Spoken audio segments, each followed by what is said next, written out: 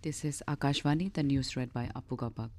Both the houses of parliament could not transact any substantive business on the fifth consecutive day today, following the opposition's continued ruckus over various issues, including alleged bribery charges against a prominent business group and violence in Sambhal, Uttar Pradesh. The Lok Sabha and the Rajya Sabha have been adjourned for the day. In the Lok Sabha, when the House reassembled after the first adjournment at 12 noon, the scene was no different as members from the Congress, Samajwadi Party, DMK, and others again trooped into the well, raising slogans. Amid uproar, Union Minister for Shipping Sarbananda Sonowal introduced the Coastal Shipping Bill 2024. The presiding officer rejected the adjournment notices given by the opposition on different issues and appealed to the agitating members for order in the House, but they did not pay heed. Later, the House was adjourned for the day. Earlier, as soon as the House met this morning, opposition MPs were on their feet demanding discussion on issues including bribery charges against the business group, violence in Sambal, and the situation in Manipur. As the opposition continued with their protest, Speaker Om Birla adjourned the House till noon. In the Rajya Sabha as well, similar scenes prevailed, leading to the adjournment first till noon and then for the day. In the morning, when the House met, Jankar rejected adjournment notices given by the opposition MPs on alleged bribery charges against a prominent business group, violence in Sambal, law and order situation in Manipur and Delhi, and others.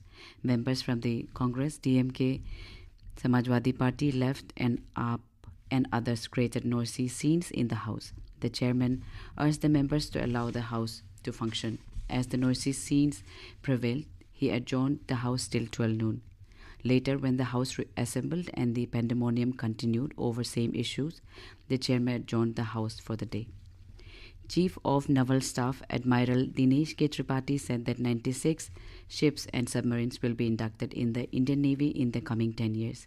He said 62 ships and 1 submarine are under construction, and efforts are being made to induct more ships and submarines in the Indian Navy as part of the self-reliant drive in the coming years. He was briefing the media in New Delhi today during the annual Navy Day press conference.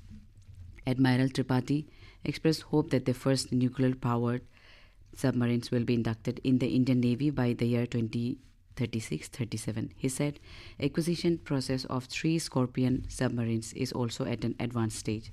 Speaking on the recent nuclear-capable missile test from INS Arigat, Admiral Tripathi pointed out that India carried out a test of the missile and the launch was successful. On the growing concerns of the Pakistan Navy's ambitious naval projects, the Chief of Naval Staff said many Pakistan Navy warships and submarines are being built with Chinese support. The Navy Day will be celebrated at Puri in Odisha on Wednesday. President Draupadi Murmu will grace the occasion as chief guest. The total coal production from captive and commercial mines has reached over 112 million tons in the last 8 months, marking a substantial increase of around 35% in comparison to the same period last year. Union Coal Ministry said in November this year alone, the total coal production from these mines was around 17 million tons. It said the dispatch from these mines has also seen remarkable growth. As of November, the total dispatch from captive and commercial mines reached over 119 million tons, an increase of around 34% in comparison to the same period last year.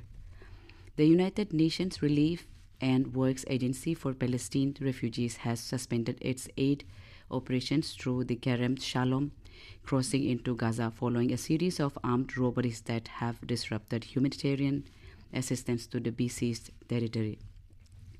The decision comes after armed gangs seized an entire convoy of aid trucks on November 16, followed by another raid on food trucks on November 29. UNRWA officials cite multiple challenges hampering their humanitarian mission, including the ongoing siege of Gaza.